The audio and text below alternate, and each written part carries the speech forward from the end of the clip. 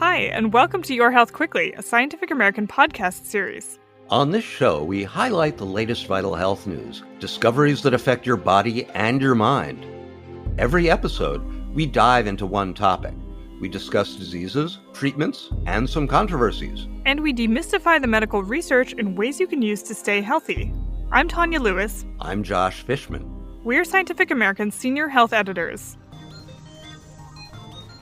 Today, we're talking about how chat-based AI programs are being used to help diagnose medical problems.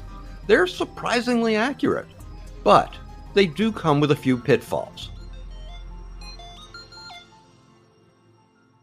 Josh, have you ever used Google to try to diagnose a medical issue? You mean like typing in, what are the causes of low back pain? Or is drug X the best treatment for glaucoma?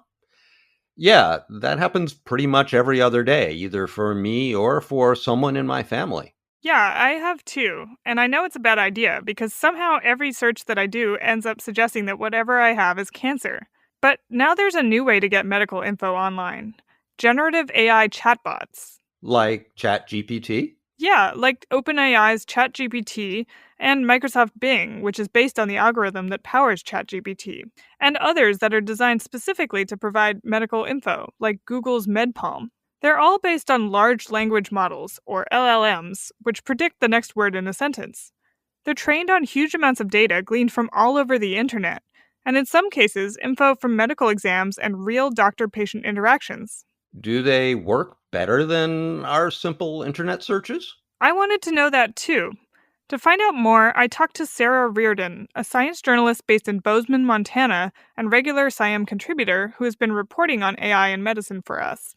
Doctors have been concerned for a long time about people Googling their symptoms. There's this term, Dr. Google, which is really frustrating to a lot of physicians because people come in and think that they know what they have without having the actual expertise or context just by having looked up, I have a headache, what does it mean? GPT software, it's much better at actually being accurate in determining what patients have and asking sometimes follow-up questions that will help it further home in on the correct diagnosis. Companies are starting to study this, and preliminary research suggests that AIs are surprisingly accurate. Studies have shown that they work better than online symptom checkers, which are websites that let you input your symptoms and spit out a diagnosis. They're also better than some untrained humans. In a study posted on the preprint server medRxiv in February, which has not yet been peer-reviewed, epidemiologist Andrew Beam of Harvard University and his colleagues wrote 48 prompts phrased as descriptions of his patient's symptoms. When they fed these to OpenAI's GPT-3, which is the version of the algorithm that powered ChatGPT at the time, the top 3 potential diagnoses for each case included the correct one 88% of the time. Physicians, by comparison, could do this 96% of the time when given the same prompts, but people without medical training could do so only 54% of the time. Okay, so the AIs are good. But physicians were still better in that study, so I'd still rather go to a real one. Yeah, absolutely. These AI programs should not be used to diagnose a serious illness, and many of them say so. For that, you should definitely see a doctor. But they're probably a step up from just Googling your symptoms. I tried telling ChatGPT about some characteristic stroke symptoms, like numbness in my face and trouble speaking and walking. It came back with a list of likely causes, with stroke at the top, followed by transient ischemic attacks and multiple sclerosis. To its credit, it also told me to seek immediate medical care. But I haven't tried it with more complex or vague symptoms. Now some healthcare providers are already using these AIs to help communicate with patients. Some of the doctors that I spoke with are starting to play with it, helping them phrase things, helping them sort of condense their thoughts into what would be a short, concise text message. There's a lot of talk about hospitals might start actually incorporating some of this software soon. These AI programs could help doctors deal with some of the administrative grunt work so that they have more time to actually spend with patients.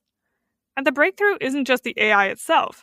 It's the fact that you can ask it questions in plain English, rather than listing off a bunch of symptoms and having it calculate the statistical likelihood of some diagnosis. But there are some dangers, too. It's not nearly as accurate as a doctor, and there's this known problem with GPT and some of these other similar AI programs where they will do what's called hallucinate and just come up with information on their own, just make stories up, come up with references that don't exist. And that's not the only concern. There's this huge history in medicine of racism, classism, lots of other isms, and that's baked into a lot of medical literature. Some of these assumptions about like how Black people respond to pain medication, for instance, that have been completely dismissed as junk science nowadays, but still exist in a lot of the literature that ChatGPT and other programs are trained on.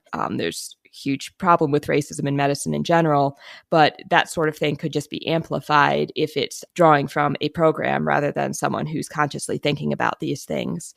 So these AIs might actually replicate some of the existing human biases that are already in medicine. Exactly.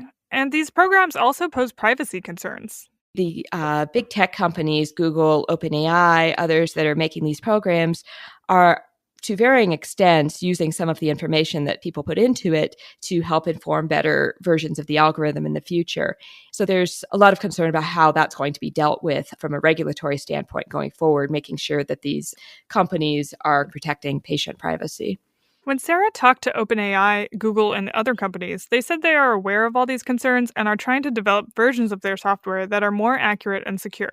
Well, if tech companies do address these issues, is there one health specialty where AI could be particularly useful? Yeah, it's actually becoming quite common in mental health through the use of therapy apps. So mental health is actually one of the areas where people think that this software could be most helpful for several reasons. One of which is that a lot of the therapies are based on chat. This could help address the severe shortage of therapists in this country, if we can get it right. So it sounds like, whether we like it or not, AI is going to be a big part of medicine. It is. But when it comes to our health, we need to ensure that these programs first do no harm. Your Health Quickly is produced by Talika Bose, Jeff Delvicio, Kelso Harper, and Corinne Leong. It's edited by Ella Fetter and Alexa Lim. Our music is composed by Dominic Smith. Our show is part of Scientific American's podcast, Science Quickly. You can subscribe wherever you get your podcasts. If you like the show, give us a rating or review. And if you have ideas for topics we should cover, send us an email at yourhealthquickly@sciam.com.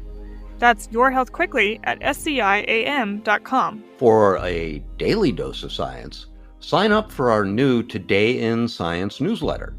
Our colleague Andrea Garaleski delivers some of the most interesting and awe-inspiring science news and opinion to your inbox each afternoon.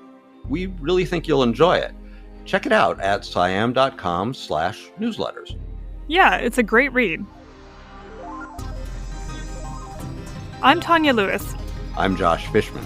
We'll be back in 2 weeks. Thanks for listening.